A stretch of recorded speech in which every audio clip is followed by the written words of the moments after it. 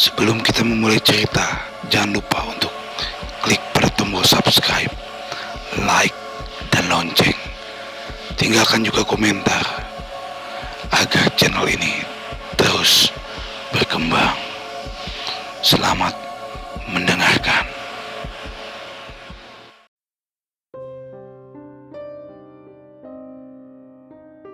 Cerita Abang Ojol masuk ke alam gaib. Beberapa orang banyak percaya di daerah atau di tempat-tempat tertentu terdapat dimensi paralel atau alam gaib yang diciptakan oleh makhluk halus, jin, dan siluman sebagai tempat atau wilayah kekuasaan mereka. Entah itu nyata atau tidak, tetapi beberapa pengalaman telah membuktikan bahwa alam gaib itu memang benar-benar nyata. Alam gaib, begitu saya menyebutnya. Sebuah area yang bisa dibilang cukup luas, di mana terdapat berbagai macam makhluk-makhluk yang tak kasat mata bersemayam.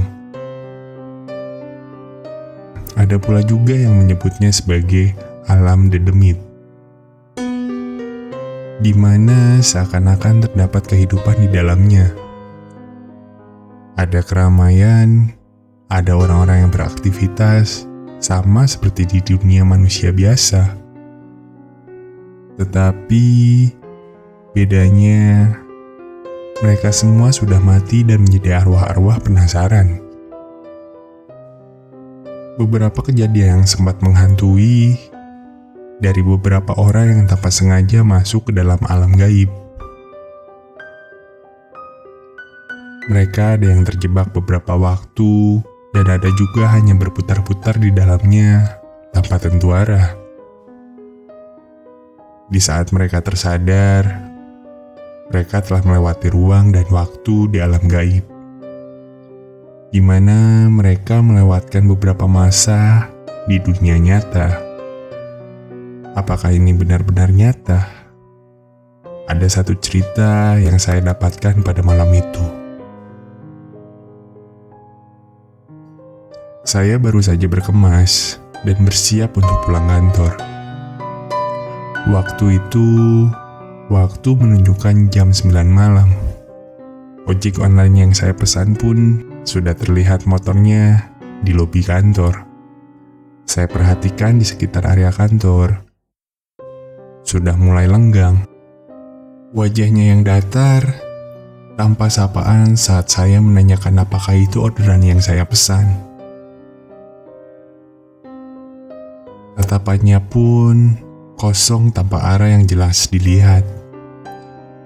Saya pikir waktu itu mungkin dia lelah setelah seharian narik. Tanpa banyak bicara, saya pun langsung menaiki motornya dan mulai berangkat. Tak berselang lama, sekitar 100 meter, saya mencoba untuk mengajaknya bicara. Sekedar memecahkan suasana agar selama perjalanan tidaklah begitu menjadi kaku. Sesekali dia hanya mengangguk dan menjawab dengan suara yang agak serak. Anehnya sekali, tidak pernah saya mendapatkan driver ojol yang sedingin ini. Tak selang berapa lama, saya agak tersentak dengan pertanyaan driver ojol itu, yang tiba-tiba dia ucapkan, "Mas, pernah masuk ke kawasan yang bisa dibilang angker?" Saya mendengarkannya cukup kaget dengan pertanyaan yang dilontarkan bapak ini. Tak biasanya saya mendapatkan pertanyaan yang sulit saya jawab dari seorang yang baru saja saya kenal. Apalagi seorang driver ojol. Belum pernah, Pak. Memang ada apa ya, Pak? Bapak itu pun memperlambat laju motornya. Dia mulai menceritakan apa maksud dari pertanyaan itu. Sungguh tak pernah kusangka masih ada orang yang mengalami hal ini. Pak Dery nama driver ojol ini.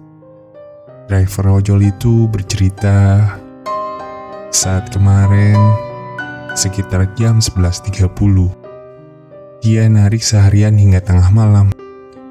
Cukup melelahkan dan menguras banyak tenaga setelah orderan terakhirnya. Waktu itu sebenarnya dia hanya ingin pulang dan menghitung hasil ngojek hari itu. Karena dia lupa mematikan aplikasi ojolnya.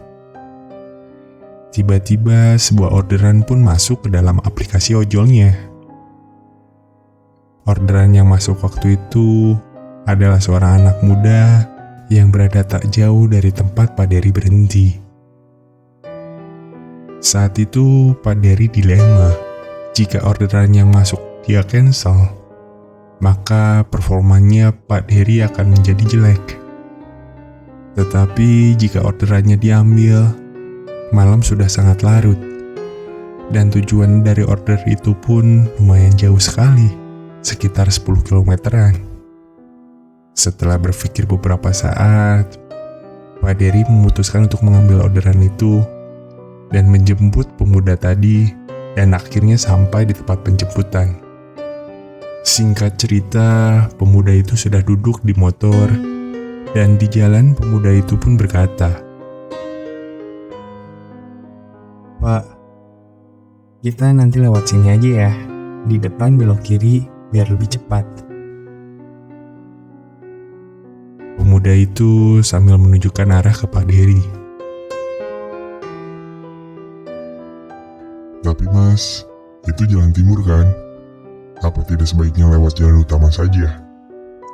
Balas Pak Dery. Enggak apa-apa Pak, lewat situ aja, biar lebih cepat saja. Ucap pemuda itu lagi. Jalan Timur adalah sebuah lokasi pergudangan di kota tempat saya tinggal. Tempatnya yang tepat di sebelah rel kereta api.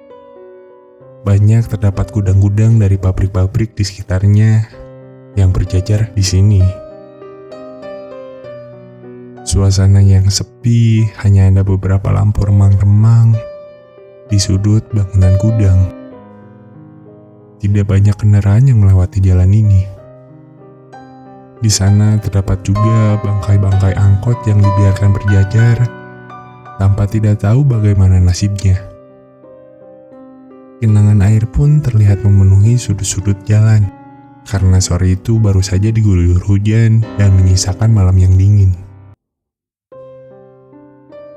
Perlahan Pak Dery dan penumpangnya pun memasuki jalan itu, menyusuri jalan yang sepi.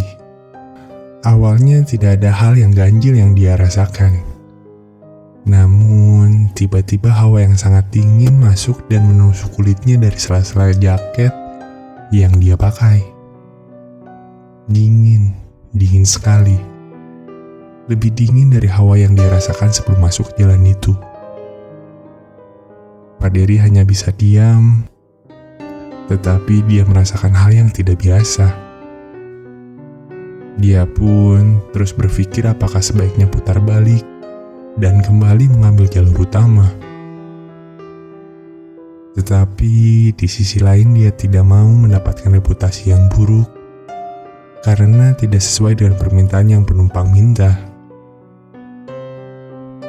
Belum sempat rasa bingung Pak Dery terjawab, terlihat ada cahaya-cahaya lampu yang cukup terang yang tak jauh berada di depannya. Tidak berserang lama, tampak seperti sebuah keramaian. Tapi apa? Pasar malamkah atau pesta rakyat? Wah, ada yang ramai-ramai nih Pak. Apa ya itu Pak? Tanya sang penumpang.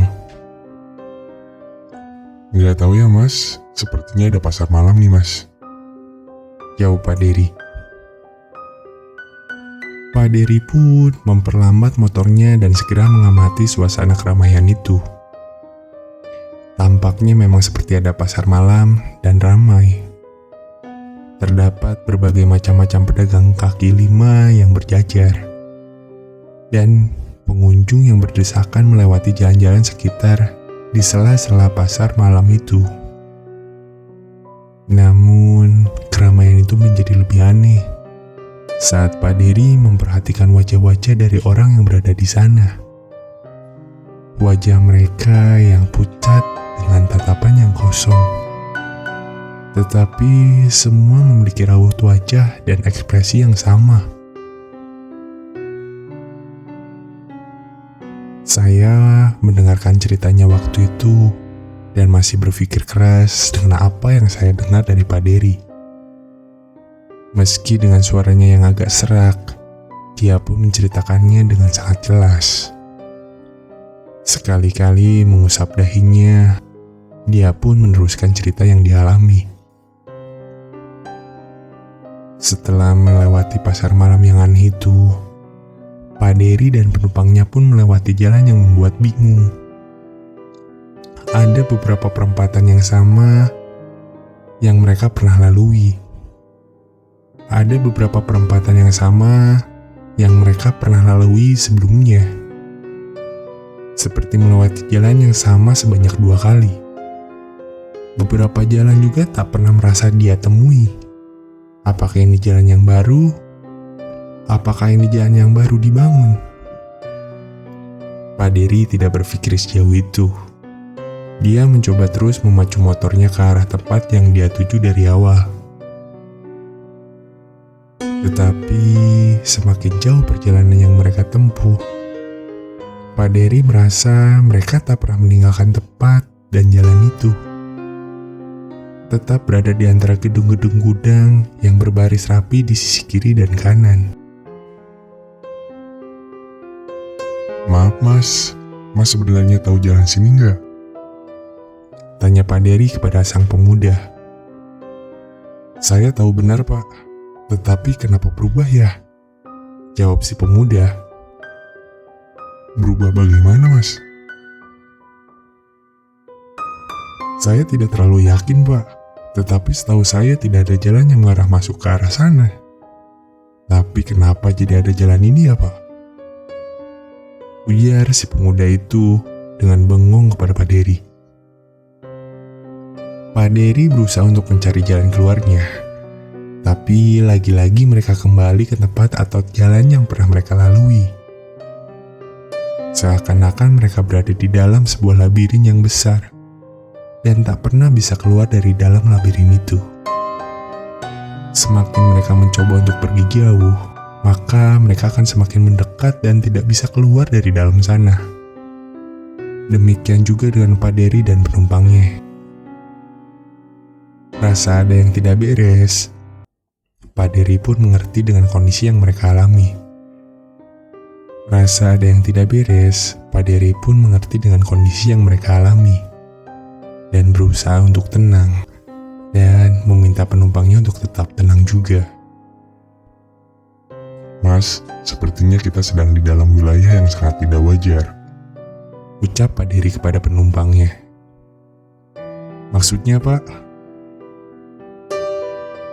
Tidak tahu mas, saya rasa kita sudah melewati perempatan ini sebanyak 7 kali. Memang Pak, saya juga merasa demikian.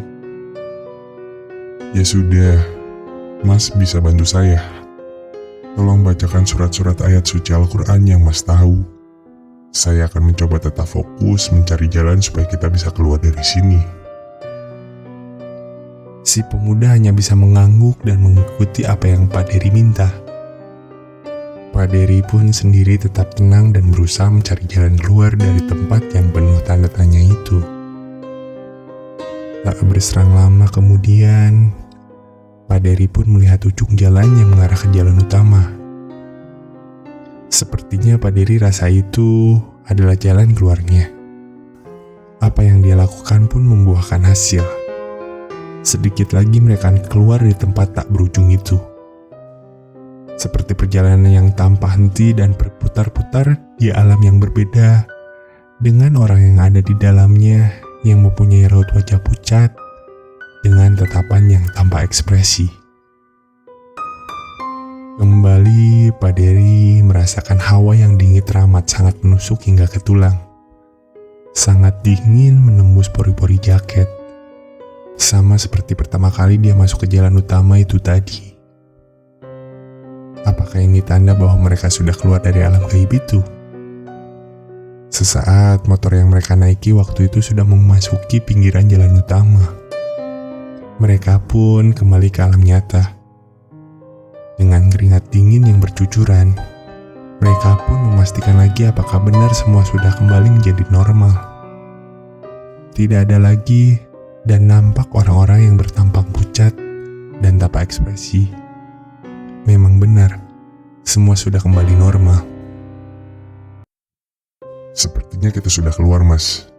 Ucap Pak Dery ke pemuda itu. Memang tadi itu kenapa ya, Pak? Tanya si pemuda. Saya tidak tahu kenapa, tetapi kita sepertinya berputar-putar saja dari tadi di perempatan jalan itu. Jawab Pak Dery. Ya sudah Pak, kalau begitu kita lewati jalan utama saja. Sahut si pemuda kepada Pak Dery. Baik, Mas. Tapi... Ucapan Pak Dery dengan terbata-bata.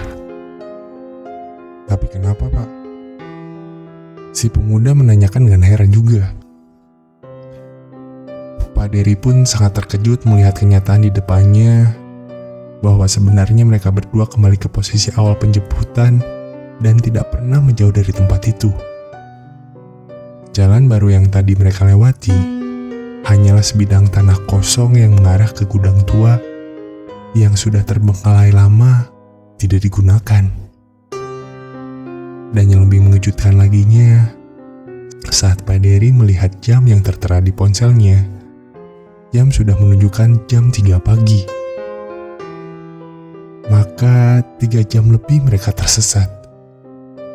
Sepertinya tidak salah lagi. Mereka sudah masuk ke alam gaib atau dimensi ruang dan waktu yang berbeda. Mereka hanya merasakan beberapa menit saja saat tersesat di sana. Tetapi sebenarnya mereka sudah beberapa jam di alam nyata. Apakah benar demikian? Saya sendiri pun kurang yakin. Dari banyak pengalaman yang saya baca atau dengar, hanya beberapa orang yang beruntung bisa keluar dari alam gaib dan kembali ke dunia nyata. Selebihnya, mereka yang masuk ke dalam alam gaib suka tersesat lebih lama lagi dan mungkin tidak bisa keluar maupun kembali ke alam nyata.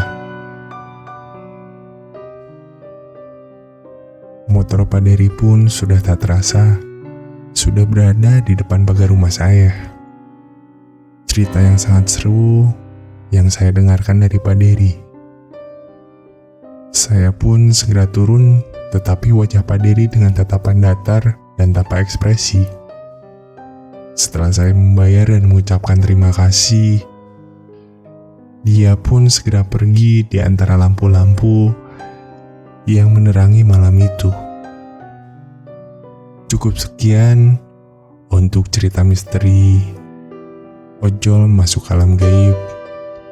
Jangan lupa untuk mendengarkan cerita misteri lainnya di Urban Misteri.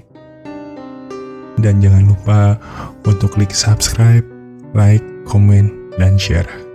Terima kasih dan selamat malam.